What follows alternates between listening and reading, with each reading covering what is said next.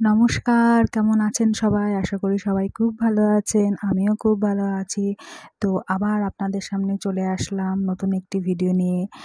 তো ভিডিওটি ভালো লাগলে অবশ্যই সঙ্গে থাকবেন। আর আমার ভিডিও যদি আপনাদের ভালো লাগে, আমাকে যদি ভালো লাগে তো অবশ্যই আমার চ্যানেলটিকে সাবস্ক্রাইব করে দেবেন। তো আজ আমরা গেলাম আবার একটু মার্কেটে।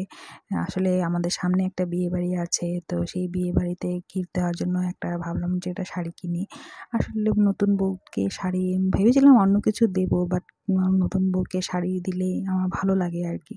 সে আমার বোনই হয় সম্পর্কে। এই যে আপনাদের সাথে গল্প করতে এই চলে আসলাম দোকানের সামনে। এই এখন ঢুকবো দোকানের ভেতরে। তো আমরা চলে গেলাম দোকানের ভেতরে।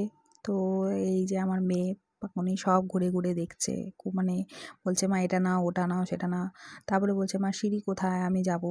মানে ও আমার সাথে যেতে ওর সবকিছু মুখস্থ হয়ে গেছে। আর ও তো বললাম তো ঘোড়ার নাম শুনলে ও আগেই রেডি হয়ে বসে থাকে। তারপরে তো গেলাম শাড়ি দেখতে। মানে প্রত্যেকটা শাড়ি খুবই ভালো ছিল। আর আমরা সবসময় এই দোকানটার থেকে কিনি। এই দোকানের শাড়িগুলোর কালেকশন কোয়ালিটি খুবই ভালো।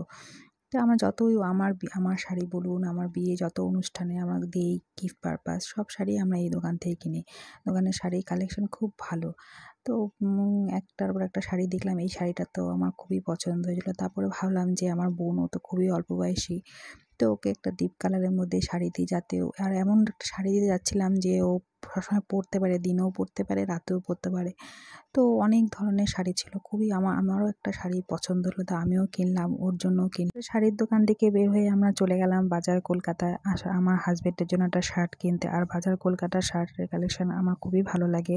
আসলে সামনে আমার বিবাহবার্ষিকী আছে, তো ভাবলাম যে ওকে আমি একটা শার্ট গিফট করি, বাট ও তো কিছুতেই নেবে না। আমি বললাম, "না, তোমাকে নিতেই হবে। আমার ইচ্ছা হয়েছে, আমি দেবো।" তো এদিকে ওদিকে আমরা শার্ট খুঁজে দেখছিলাম। বেশ ভালো খুব সুন্দর শার্টের কালেকশন ছিল। তো এইদিকে আমার মেয়ে তো এদিক ওদিক ঘুরে বেড়াচ্ছে। ও তো মনে করছে মলটা ও তো সবই চেনে। এই মলটাতে আমার সাথে এতবার এসেছে, সবই চেনে। তো শার্ট কিনে আমরা চলে গেলাম ফুচকার দোকানে। আমি আজ বাড়ি থেকে বের হওয়ার সময় ভেবে নিয়েছিলাম যে আমি এই দাদাটার দই ফুচকা খাবো।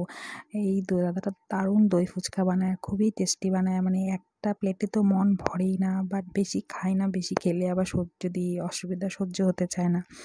তো আমার মেয়েও খুব ভালোবাসে, আমার হাসব্যান্ডও খুব ভালোবাসে। মানে খুবই সুন্দর বানায়। আর কে আমার মতো দই ফুচকা খেতে বা ফুচকা খেতে ভালোবাসো অবশ্যই কমেন্টে জানাবে। আশা করি ফুচকা খেতে সবাই ভালোবাসে। ফুচকা ভালোবাসে না এমন লোক কমই আছে। আমার মেয়েও এখন আমার মতো ফুচকা প্রেমী হয়ে গেছে। তো এই যে চলে আসলো আমাদের হাতের সামনে ফুচকা। তো এই ফুচকা খেয়ে আমরা বাড়ি চলে আসলাম।